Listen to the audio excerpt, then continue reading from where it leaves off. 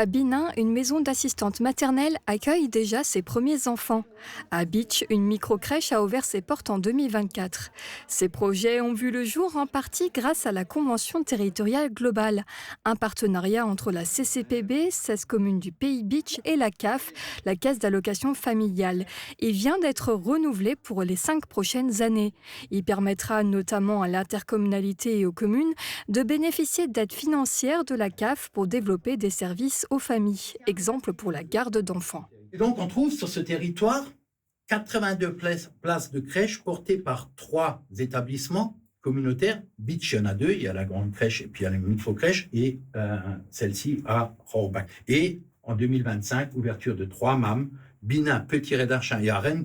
Je rappelle, les MAM, ce n'est pas des modes de garde collectifs, c'est des modes de garde individuels. Déjà, 2 nouveaux projets ont été lancés au Pays de Beach, l'aménagement de la microcrèche de Lemberg et la construction d'une microcrèche à Von Münster. C'est 2 500 000 € qui vont être investis dans 2 microcrèches.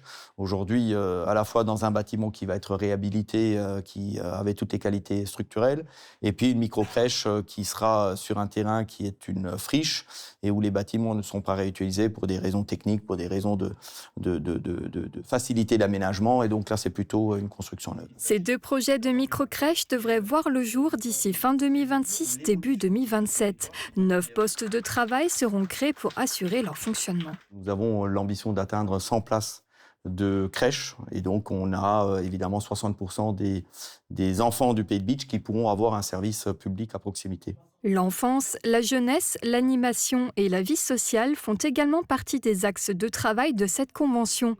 D'ailleurs, parallèlement à la création de la microcrèche, la commune de Lemberg s'est également engagée aux côtés de la CCPB pour créer à terme un pôle enfance-adolescence.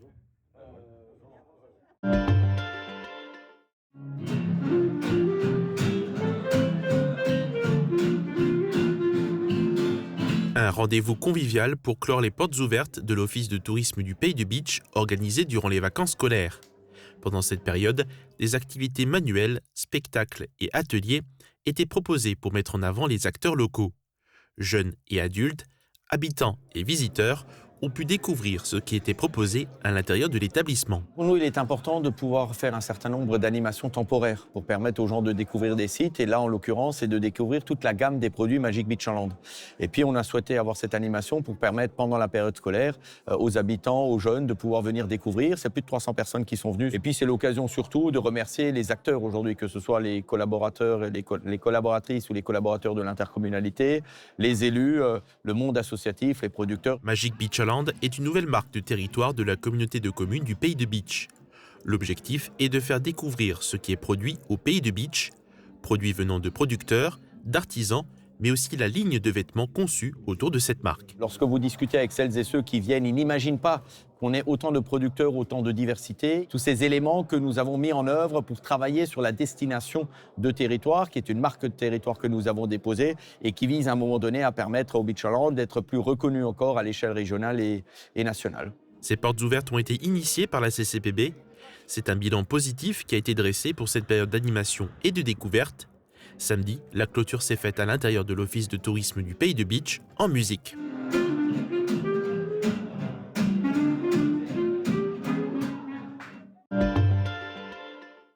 L'histoire du pénalty, le fameux en Coupe de la Ligue contre Lyon. Et la victoire qui va avec, car oui, dans les années 80-90, le FC Metz jouait les premiers rôles dans l'élite du foot français.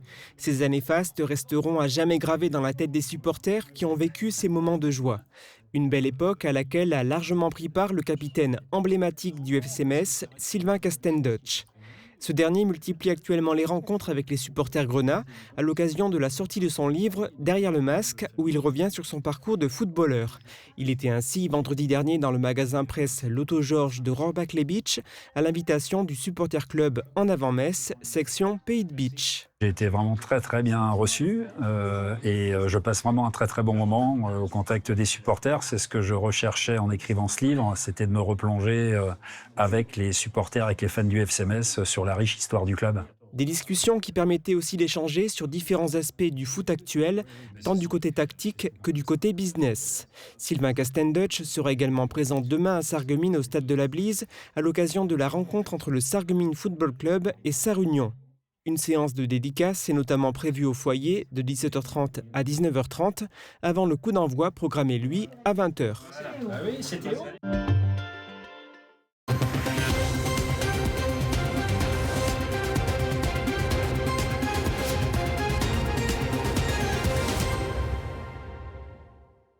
Bonjour, je m'appelle Sébastien Norquel, j'ai 46 ans et je suis architecte d'entreprise.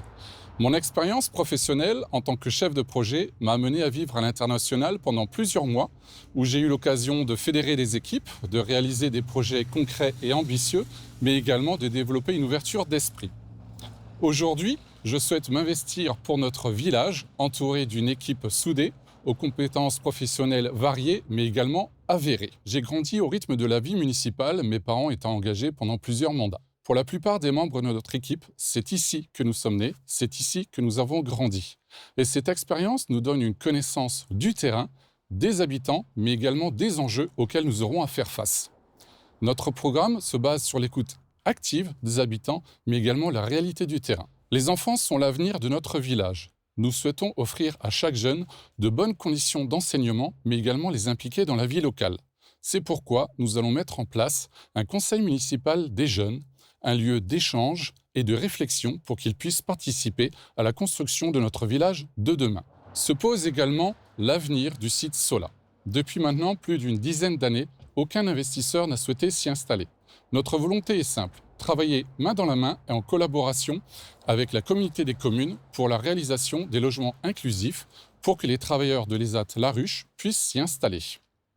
Nous souhaitons également être force de proposition pour des projets qui pourraient répondre aux habitants. Je pense par exemple à l'installation d'une cantine scolaire ou pourquoi pas la bibliothèque municipale qui permettrait de redynamiser ce site. Nous serons également attentifs aux besoins de nos seniors. La période de la Covid l'a mis en évidence, beaucoup d'entre eux se retrouvent seuls et isolés en cas de besoin. C'est pourquoi nous devons renforcer les services d'aide à la personne, mais également réfléchir à la création de logements adaptés qui leur permettraient de continuer à vivre ici, chez eux, sans être déracinés. La santé est également un thème important pour le pays de Bitche. Le départ à la retraite et le non-remplacement de certains médecins peut nous faire craindre une désertification. C'est pourquoi mon équipe sera à la recherche de personnel médical pour renforcer l'équipe déjà en place dans la maison de santé. Nous continuerons, bien évidemment, à soutenir les associations et les commerçants de notre village qui en font la vitalité. L'environnement tiendra également un jeu important dans notre programme. Je pense par exemple à la réhabilitation et à la modernisation des bâtiments communaux, à la mise en place d'une benne verte pour les déchets, revoir l'éclairage public pour que ça soit moins énergivore et la mise en place, par exemple, d'un plan pluriannuel de rénovation des voiries et des conduites d'eau. Je terminerai par la sécurité et plus particulièrement la sécurité routière qui doit être renforcée. Nous mènerons dans un premier temps des études concernant les aménagements déjà en place, à l'écoute des habitants et nous entourerons également des professionnels du métier. Voilà en quelques lignes notre programme.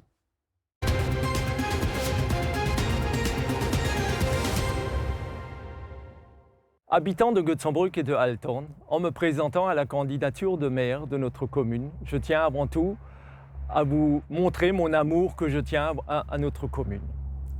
Je me présente, Christophe Walter, 61 ans, responsable commercial, fraîchement retraité depuis le 1er janvier. Je suis né à Götzenbruck, village qui m'a tout appris, impliqué localement par le biais des associations. Dès mon jeune âge, j'étais président du foyer des jeunes, où j'ai appris la solidarité, le partage et l'engagement. Président de l'USG, le club de football, président des parents d'élèves et naturellement bénévole de tous les collectifs et les associations du village. À l'approche de ces élections, je tiens à vous partager un engagement fort. Notre village a une conviction, un cœur et des talents. Il ne lui manque pas grand-chose pour enclencher un cercle vertueux. Je ne suis pas en train de vous décrocher la lune, mais il faut se retrousser les manches et travailler ensemble. Notre ambition est claire et simple. Il faut donner une nouvelle attractivité à notre village pour qu'il puisse jouer pleinement sa place au sein de notre région, le beau pays de Bitche. Pour y parvenir, nous devons travailler sur 3 axes. Premièrement, un cœur du village intergénérationnel et solidaire. Un réaménagement de la maison Poli et de la maison Pfister, anciennement le foyer de jeunes. Un pôle de vie au centre du village. Créer des logements seniors, PMR, créer un pôle de vie d'enfance en regroupant le périscolaire et la maison d'assistance maternelle, une MAM. Ouvrir une cantine, un lieu de rencontre avec nos élèves et nos seniors. La réalisation d'un tel projet est conditionnée par des subventions que nous irons les chercher activement. Un village qui vit est un village qui attire. Nous allons naturellement soutenir notre maison de santé et ouvrir tous les réseaux possibles pour attirer et chercher des médecins. Nous souhaitons aménager les abords de notre CCS pour donner un point de chute à notre jeunesse et à nos anciens, le club de pétanque. Un village bien géré est un village qui se tourne vers l'avenir. Nous devons créer des liens, soutenir nos associations, leurs projets, donner la parole aux jeunes, les intégrer dans la vie communale, améliorer le rapport entre les habitants et la commune en créant un site internet, améliorer la commodité et la sécurité de notre village, améliorer et diminuer les factures électriques de nos bâtiments communaux. Et nous ne devons certainement pas oublier l'aménagement, la sécurité et l'accès de notre cimetière, un projet qui nous tient tous à cœur. Un village qui nous unit est un village pour chacun. Pour chaque génération trouve sa place, où chaque décision prise est un pas vers l'avant. Je vous remercie et rendez-vous le 15 mars.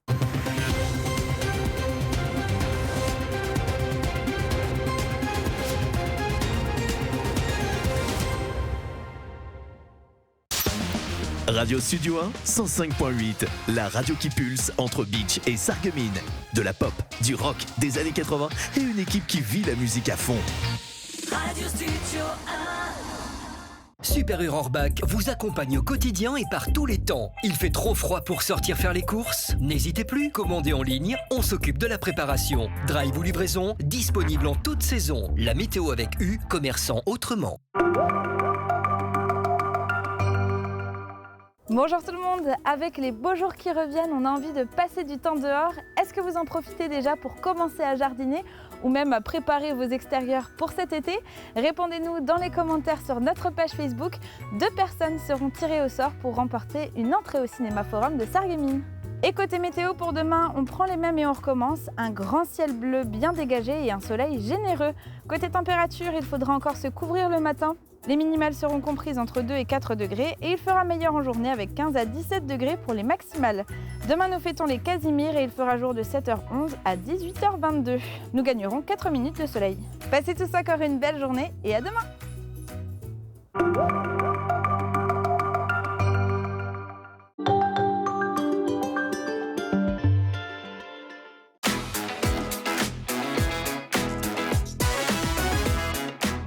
Les voix de la Terre se font entendre avec Mireille de Plate. Retrouvez tout au long de l'année à Sarreguemines de nombreux temps forts autour de la langue francique. Spectacles, conférences, projections, rencontres, ateliers, visites, expositions et bien d'autres événements vous attendent. Le Plate à Sarreguemines se vit au quotidien. Programme complet sur plate.sarreguemines.fr. En France, 1 personne sur 10 est concernée par une maladie rénale et souvent, elle l'ignore. Diabète, hypertension, surpoids, âge, certains facteurs augmentent le risque. Un dépistage précoce vous donne la capacité d'agir et de protéger vos reins. Pendant la Semaine nationale du rein, du 7 au 14 mars, informez-vous et faites-vous dépister gratuitement. Un événement France Rein. Pour en savoir plus, francerein.org. Protégeons nos reins, c'est vital. Parlez-en à votre médecin.